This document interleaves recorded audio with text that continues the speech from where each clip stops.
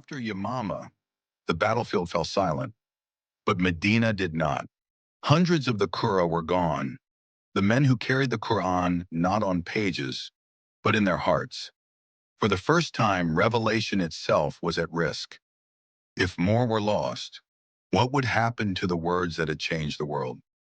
ʿUmar ibn al-Khaṭṭab feared what others could not yet see.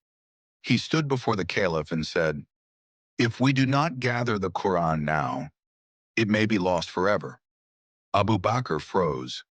How could he do what the messenger of Allah had never done? But destiny was knocking. What followed was not a battle of swords, but a battle against time, memory, and loss. This is the story of how the Qur'an was preserved. Yamāmah did not end on the battlefield. Its shock reached Medina and settled deep in the hearts of its leaders. ʿUmar ibn al-Khaṭṭab could not sleep. Too many Qur'an had fallen, too many voices of the Qur'an silenced by the sword. He feared a truth no one wished to speak aloud.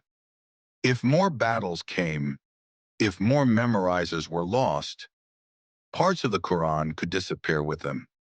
So he went to the caliph. Abu Bakr al-Ṣiddiq listened in silence as Umar spoke with urgency. "This is good.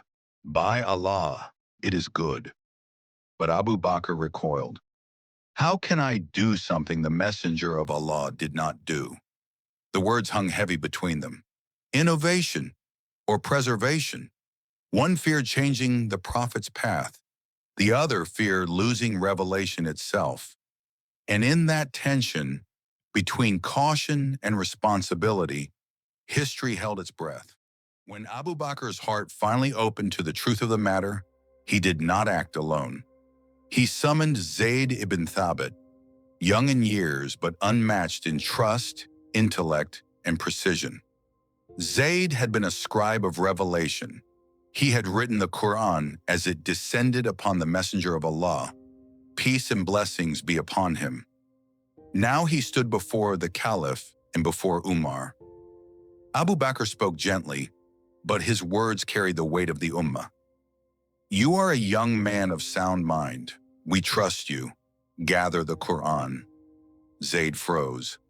Later he would say, "By Allah, if they had asked me to move a mountain, it would not have been heavier upon me than what they commanded." "How can you do something the messenger of Allah did not do?" Zayd asked.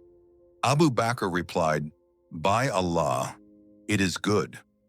And slowly the truth settled into Zayd's heart. This was not innovation, it was preservation. And so began the most meticulous mission in Islamic history.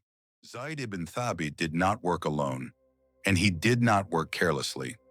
What followed was not a collection of memories, but the most rigorous verification process the ancient world had ever seen. Every verse required 2 witnesses, not 1. 2. One from written record, parchment, leather, bone, rock, or palm stalk, and 1 from the hearts of men who had memorized the Qur'an directly from the messenger of Allah. Peace and blessings be upon him.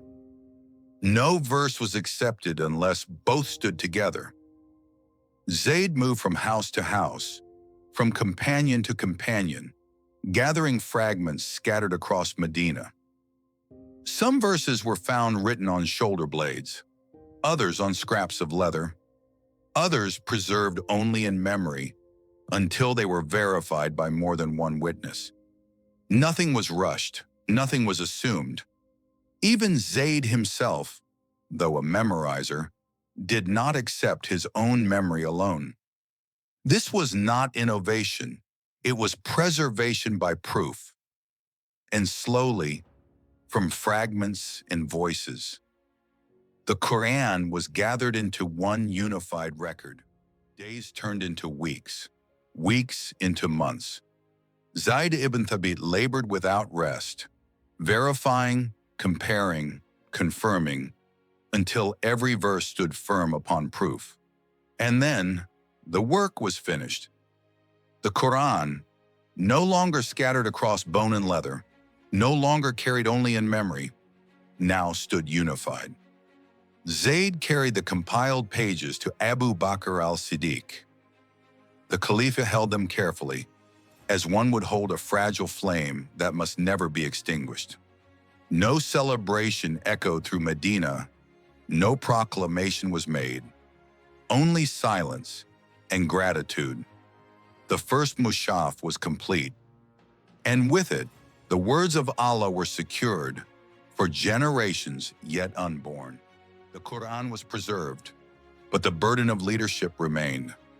Abu Bakr al-Ṣiddiq did not rule long, only 2 years, filled with trials, rebellion, and sacrifice. He fought to keep the Ummah united and succeeded.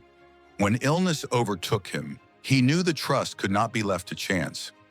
So he chose a man of strength and justice, a man feared by tyrants and loved by the oppressed, ʿUmar ibn al-Khaṭṭab.